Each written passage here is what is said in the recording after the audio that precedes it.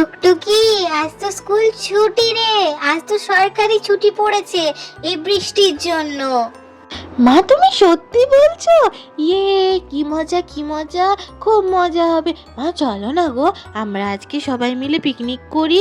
খুব মজা হবে মা এই বর্ষার দিনে পিকনিক করতে। কি বলছিস টুকটুকি, পিকনিক? তাও এই বর্ষার মধ্যে? চারিদিক তো জলে ভরে রয়েছে, কোথায় পিকনিক করবি মা এই বৃষ্টিতে?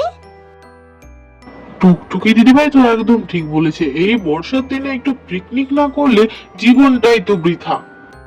এই যেমন একটু মাংস রান্না হোক, আর বেশ ভালো করে গরম গরম ভাত, আর বারান্দায় বসে খাবো, বাইরে যাওয়ার দরকার নেই। তুই বরং ঘরেই রান্না করো। এই বর্ষায় একটু পিকনিক করে সবাই আনন্দ করব একসাথে।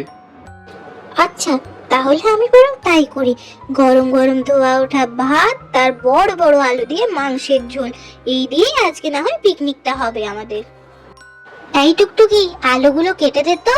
আলু না দিলে মাংসে কিন্তু স্বাদ আসে না। বেশ রসিয়ে কষিয়ে আজকে মাংসটা রান্না করব বড় বড় আলু দিয়ে, আর কোনো সবজিপাতি করব না। ভাবছি এই বর্ষার দিনে আর সবজিপাতিই বা কি করব। আমি ভাত চড়িয়ে দিয়েছি, নে নে তুই জলদি কেটে দে তো। হ্যাঁ মা, তুমি ঠিক বলেছো। তবে দেখো মা, আজকে মাংসটা কত ভালো এনেছে বাবা। বেশ ভালো রান্না হবে মনে হয়। তুমি বেশ কষা কষা করো, আর যখন করবে আমাকে 2 পিস কিন্তু দিও। আমি কিন্তু আগে খাবো একবার। সে তো সবই ঠিক আছে, কিন্তু আমি রান্নাটা ঝটপট সেরে নি।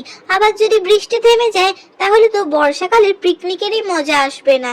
চল চল ঝটপট করে রান্নাগুলো সেরে নি। বলছি বৌমা, ঝোলটা একটু ঝাল হবে তো? সেই পুরোনো আমলের মতো কিন্তু কাঁচা লঙ্কার ঝাল চাই, আমার বেশ লাগে খেতে। ঝাল তো হবে, তবে খুব একটা বেশি না, না হলে তো টুকটুকি খেতে পারে না। তাছাড়া আপনারও তো বেশি ঝাল খাওয়া মানা, আর বেশি ঝাল দেব না। তবে বেশ ভালো রান্না করব, খেয়ে দেখবেন বেশ ভালো লাগবে আপনারও। এই মাংস রান্না করতে করতে আমার ছোটবেলার কথা মনে পড়ছে। আমরাও কি সুন্দর একসাথে সব বন্ধুরা মিলে পিকনিক করতাম।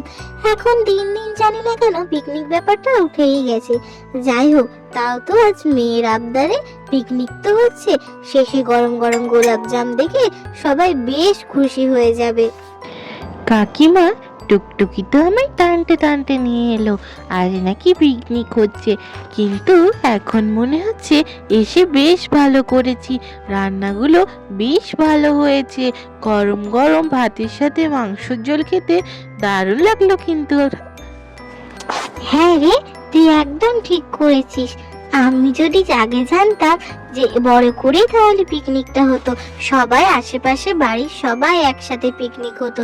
যাই হোক, তোকে টুকটুকি নিয়ে এসে বেশ ভালো করেছে রে, আমার তো খুব ভালো লেগেছে তুই এসেছিস বলে।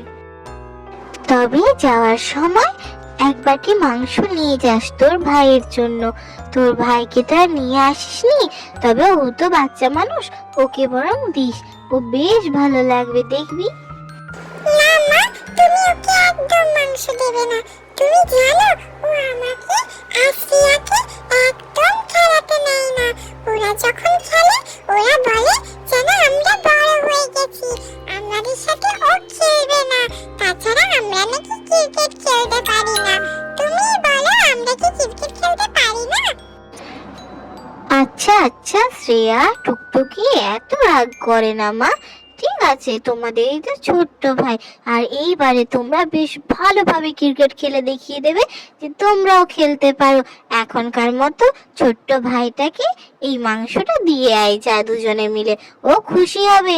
আর বলিস পরের বার থেকে তোদের যেন খেলাতে নেয়। আজকের দিনটা কিন্তু বেশ ভালো কাটলো। আজকে কোনো রকম স্কুল ছিল না। বেশ গরম গরম ভাতের সাথে মাংস খেয়ে বেশ ভালো ঘুম আসছে। আর দাদু কত খুশি হয়েছিল অনেকদিন পর ঝাল ঝাল মাংস খেয়ে। শেষে গোলাপ জামটাও দারুণ ছিল কিন্তু।